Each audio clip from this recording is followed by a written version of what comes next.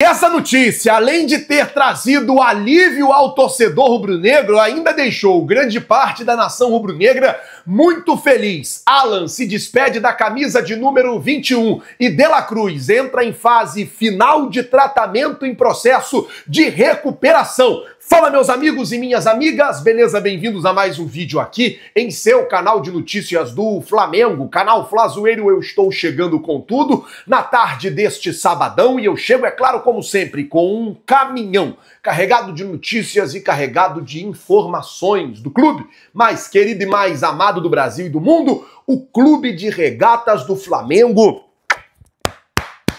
Nosso amor. Mas antes de qualquer coisa, na humildade e na moral, eu queria pedir a você que não é inscrito no canal, meus amigos, minhas amigas, tem um botão aqui embaixo escrito inscreva-se. É muito importante para o nosso trabalho, também muito importante para o nosso crescimento, que você se inscreva no canal. Você não paga absolutamente nada por isso e ajuda demais a gente aqui. Então, se você não é inscrito, botãozão aqui embaixo escrito inscreva-se, se inscreve no canal, acione o sino da notificação, deixa aí o seu like porque vai ajudar e muito no nosso trabalho, vai ajudar e muito em nosso crescimento e vai ser muito importante para todos nós. Bom, deixa eu começar o vídeo aqui já falando sobre o goleiro Hugo Souza, porque tem muita gente me perguntando, Flazoeiro, vem cá, qual é a situação do Hugo Souza? O Corinthians vai ter que pagar R$1 milhão para o Flamengo, para o jogador jogar os 2 jogos da Copa do Brasil, se o Corinthians não exercer a prioridade na compra do atleta? Sim. Por quê? No contrato entre Flamengo e Corinthians, a partir do dia 1º de outubro, o Corinthians já pode exercer a prioridade de compra do jogador, pagando 800 mil euros, o que daria hoje na casa de 4 milhões e 800 mil reais ao Flamengo pelo jogador. E na cláusula diz que o Flamengo teria que chegar a um acordo ali de pagamento com o Corinthians, seria decidido na hora que a compra fosse efetuada. Se eu fosse o Flamengo, eu faria o seguinte, ó Corinthians, você está me devendo um monte de dinheiro lá do Mateuzinho. São 4 milhões de euros que o Corinthians deve ao Flamengo pelo Mateuzinho. O Flamengo pode botar a mão em 1 milhão a mais pelo goleiro Hugo Souza. Eu falaria, eu só aceito vender o Hugo agora à vista.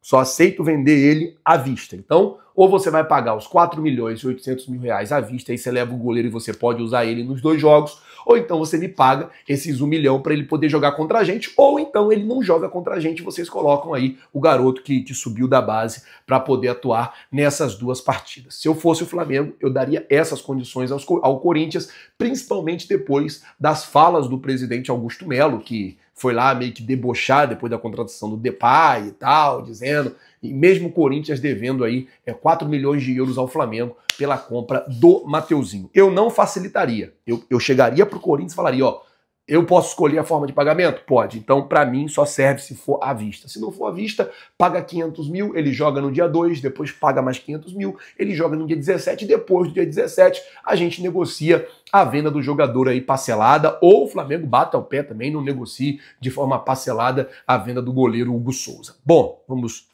mudar de assunto aqui agora, falar sobre o Alan, porque eu até comecei a falar sobre isso hoje no vídeo de manhã, eu acabei esquecendo. O negócio é o seguinte, o Alan se despediu da camisa de número 21. Eu acho que o jogador tá sentindo o peso da camisa 21 e trocou. Agora o Alan passou a usar a camisa de número 29, inclusive no último jogo contra o Bahia no Maracanã, ele entrou já com a camisa de número 29, até quando saiu a escalação ali, veio ele com o número 29, todo mundo achou um pouco estranho, até o Wesley, que estava lá na transmissão da Flazoeiro TV, entrou em contato com a assessoria do Flamengo e perguntou, e a assessoria falou que, por opção, o jogador decidiu trocar o número de camisa. Tomara que ele desempenhe bem com a camisa de número 29, tomara que essa fase ruim estava só atrelada à camisa de número 21, que não caiu bem nele. Tomara que o número 29 caia como uma luva e que ele consiga jogar bem, que ele consiga desempenhar muito bem com a camisa do Mengão, porque, de verdade, o Alan vive uma fase muito difícil, o Alan vive uma fase muito abaixo,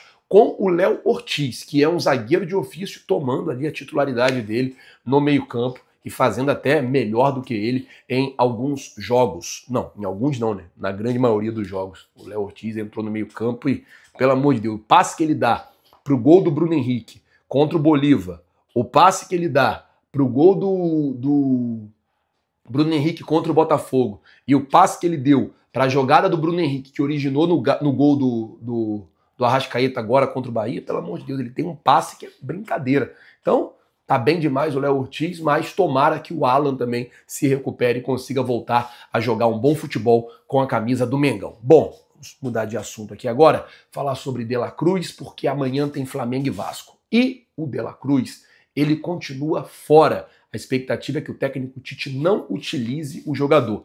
Por quê, Flazueiro? Porque o jogador ainda não está 100% recuperado.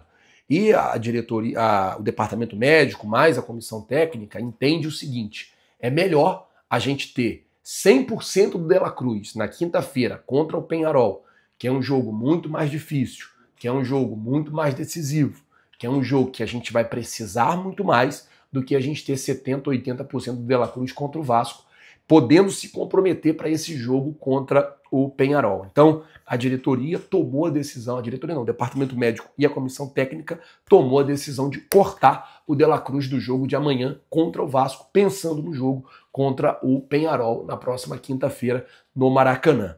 Eu acho que é uma decisão até acertada, porque o De La Cruz é muito importante nesse jogo contra o Peñarol e é melhor a gente ter o De La Cruz nessa partida contra o Peñarol bem recuperado do que colocar ele amanhã sem estar 100%, tá ainda faltando um processo final da recuperação e ele machucar e aí perder ele para os 2 jogos, por exemplo, contra o Peñarol. Bom, saindo do De La Cruz e vindo para a notícia que trouxe alívio para o torcedor rubro-negro, que apesar do incômodo e de ter levado ali a mão na perna direita durante a vitória do Flamengo por 1-0 sobre o Bahia e ter pedido, inclusive, a sua substituição, a Arrascaeta não teve uma lesão e não preocupa para o jogo de amanhã. Se o Tite entender que o jogador está bem, ele está à disposição aí para ir para a partida de amanhã. Era uma outra situação também que estava preocupando todo mundo. O Arrascaeta saiu ali no meio do jogo, botou a mão na coxa e tal. É aquilo, é um processo final de recuperação. Eu acho que o Arrascaeta ainda foi um pouco no sacrifício ali para o jogo contra o Bahia, mas deve estar disponível para jogar amanhã contra o Vasco no Maracanã. Esse jogo contra o Vasco amanhã é importante porque o Flamengo precisa ganhar do Vasco, precisa voltar a vencer no Campeonato Brasileiro. É o único time do G4 agora que tem um jogo a menos, porque como eu posso falar, meu Deus? O Fortaleza, que tinha um jogo a menos, já pagou esse jogo contra o Internacional, então o Flamengo é o único time no G4 que tem um jogo a menos e é importante ganhar amanhã. Nesse momento a tabela está assim, Botafogo é o líder, tem 50 pontos, enfrenta o Corinthians hoje no Engenhão, o Fortaleza é o vice-líder, enfrenta o Atlético Paranaense hoje na Liga Arena, o Palmeiras é o 3º colocado, joga amanhã contra o Criciúma lá no Allianz Parque, o Flamengo é o 4º colocado, tem 44 pontos, joga amanhã também contra o Vasco no Maracanã, 6h30 da noite. Então é importante ganhar hoje, ganhar amanhã contra o Vasco, para se manter na parte de cima da tabela. O Flamengo tem 44 pontos, São Paulo tem 41 e Cruzeiro tem 41, o 5º e o 6º colocado. Então é importante a gente fazer o nosso jogo, ganhar. São Paulo e Cruzeiro vão jogar entre si, no Mineirão. Tomara que seja empate esse jogo, que aí ninguém encosta lá na parte de cima, lá no Flamengo. Mas independente do resultado de São Paulo e Cruzeiro, o Flamengo tem que ganhar amanhã do Vasco. É muito importante o Flamengo vencer amanhã o Vasco para se manter na parte de cima. E aí, se ganhar, vai a 48, fica um ponto do Fortaleza. Dependendo do jogo do Fortaleza contra o Atlético Paranaense também, dependendo de Corinthians e Botafogo hoje também. Enfim, fazendo essa parte. Qual é a nossa parte? Ganhar do Vasco. Então vamos lá e vamos ganhar dos caras amanhã, tá certo? Bom, gente, queria pedir para você compartilhar esse vídeo e trazer o máximo de rubro-negros para cá. É importante que você compartilhe. Vai aqui embaixo, tem um botão compartilhar.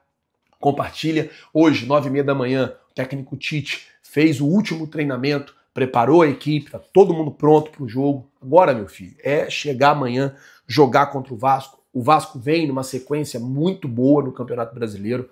O Vasco tem um dos melhores retornos do Campeonato Brasileiro. Então, é a gente fazendo essa parte, ganhar o jogo amanhã, dentro do Maracanã, é a nossa casa, nossa torcida vai estar lá, apoiando, quem for apoia, quem for empurra, e vambora, que a gente já vai ganhar moral para enfrentar o Peñarol na próxima quinta-feira, tá certo? Compartilhe o vídeo, traz os rubro-negros para cá, você que não é inscrito no canal, se inscreve aí no canal, acione o sino da notificação, deixa aí o seu like, muito obrigado por tudo, valeu galera, Tamo junto sempre. Obrigado mesmo. Valeu, tamo junto e é nóis. Fui! Bora, que amanhã tem clássico do Maracanã e a gente tem que